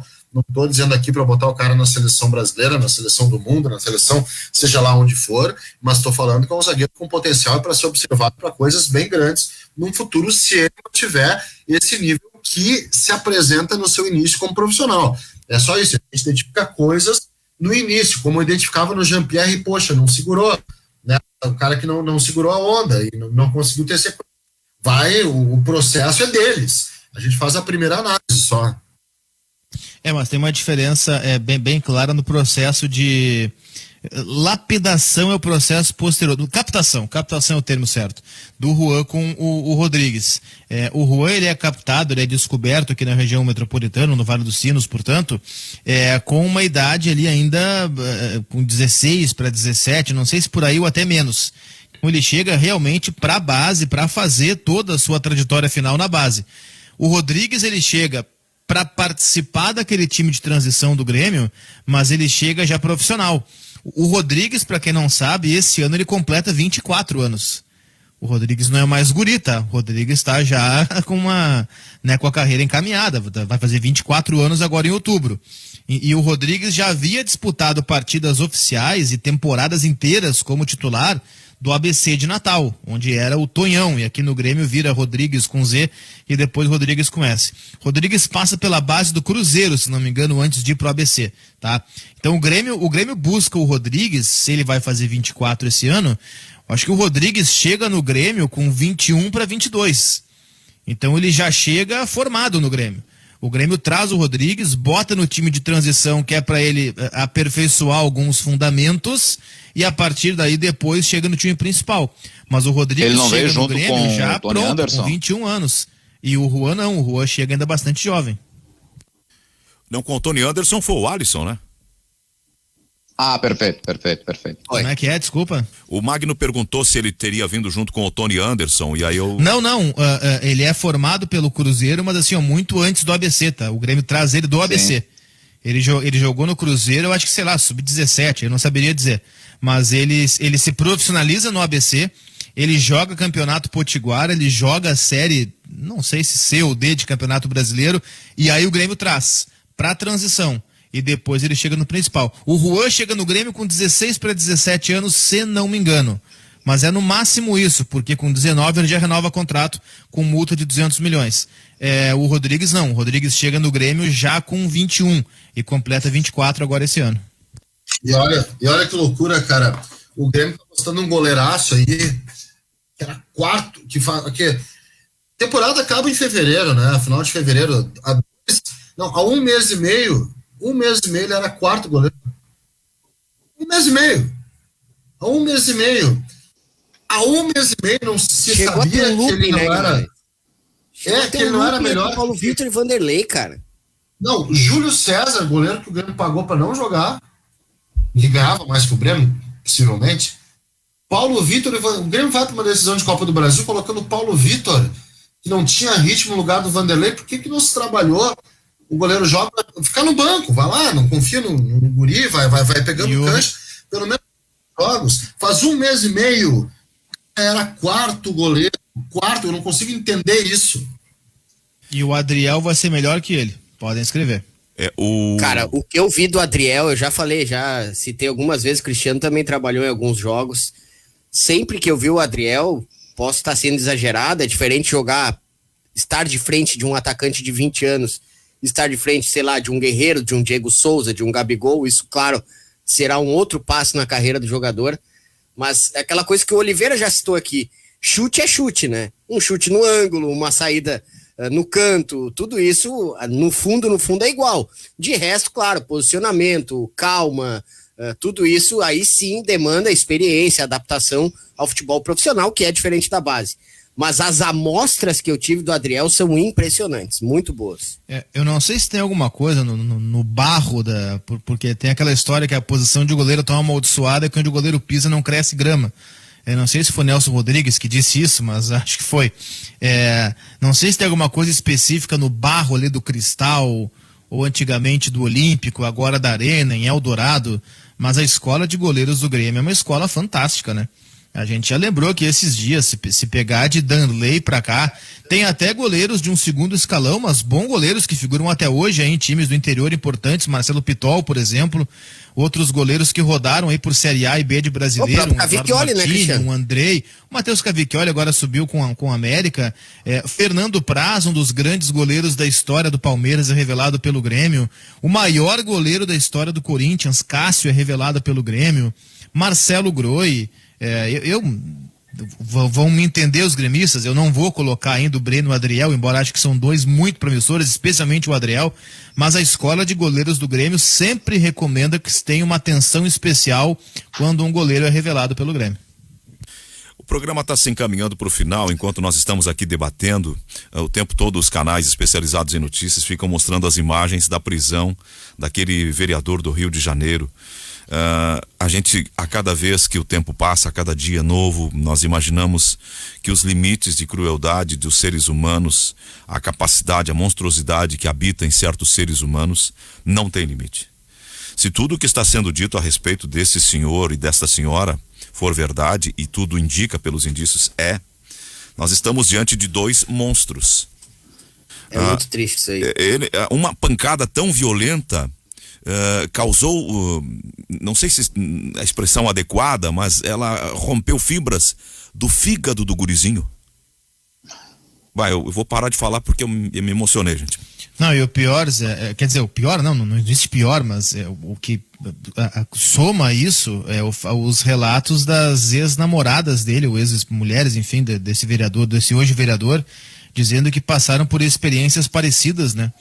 O relato de uma delas é o seguinte: olha, eu nunca vi ele agredindo, mas quando eu vi na televisão essa reportagem, eu liguei os pontos e percebi que o meu filho, cada vez que via ele, tinha os mesmos sintomas. Começava a vomitar, ficava nervoso, tremendo, às vezes. Que negócio triste isso, cara. E a mãe que foi pro salão de beleza fazer mão, pé, unha e cabelo depois que enterrou a criancinha? Gente. Assim, ó, Zé, eu também não quero entrar nesse assunto, mas já entrando. O programa. Fala, o tipo de coisa, eu tenho um filho pequeno também, é o tipo de coisa que se eu visse, eu apodreceria na cadeia, porque eu faria o mesmo com esse cidadão aí. É difícil, a gente... Enfim, tem juventude na Copa do Brasil hoje, tem juventude na Copa do Brasil. É difícil. Bem, um ouvinte manda um recado, ele tá sempre conosco, ele até me... Fala, Magno. Não, juventude na Copa do Brasil hoje, em Goiânia, contra o Vila Nova, 9h30 da noite, no estádio Oba. É no Oba? Estádio Oba. É Onésio Brasileiro Alvarenga. Isso. Jogou lá no Oba. Jogo único, aquela coisa toda. Quem foi? Aliás. Quem foi? Oba. Quem foi Oba? Quem foi Oba? Como é que é? Quem foi Oba? Quem foi Oba, Um dos grandes nomes da história de Goiânia. Uma grande figura, um benemérito, um baluarte do esporte da capital. Daquele Planalto Central brasileiro, viu, Carlos Guimarães? Foi presidente do Vila Nova, uma grande figura. Mas ele aliás, Zé, ou aliás, como diria o poeta, também jogo único. Ontem o Vasco tomou um calor, mas conseguiu ganhar da Tombense do goleiro Felipe e Santos. Vasco conseguiu ganhar por 2-1 e o Palmeiras ganhou o jogo de ida da Recopa. Foi o jogo que eu acompanhei. Jogo suadíssimo do Palmeiras, conseguiu ganhar do Defensa e Justiça por 2-1 na Argentina. Orestes, é Onésio Brasileiro Alvarenga, o nome do cidadão que recebeu essa homenagem no estádio. Ele é um ex-jogador e ex-dirigente do Vila Nova, responsável pela profissionalização do clube. Então, Oba é para homenagem para Onésio Brasileiro Alvarenga. Um grande benemérito. Para encerrar minha participação, eu quero dizer o seguinte: o Tassiano fez gol ontem. Sim. É verdade. E tá só emprestado. E amanhã eu vou falar sobre o que aconteceu em Vasco e Tombense. Acabou não dando tempo, que foi um absurdo que aconteceu. A turminha lá, né? Bueno, Cristianos, Magno, Ana, Carlos Guimarães, Gutierrez Sanches. Abraço, Guti. Orestes de Andrade, mais uma vez benção, meu padrinho. Amanhã voltaremos às 11 da manhã para o debate do Ganhando o Jogo. Vem aí a Fernanda Bagatini para a edição do Correspondente Guaíba, de 1 da tarde. E depois, na sequência, o Júlio Ribeiro com Boa Tarde Brasil. Tchau.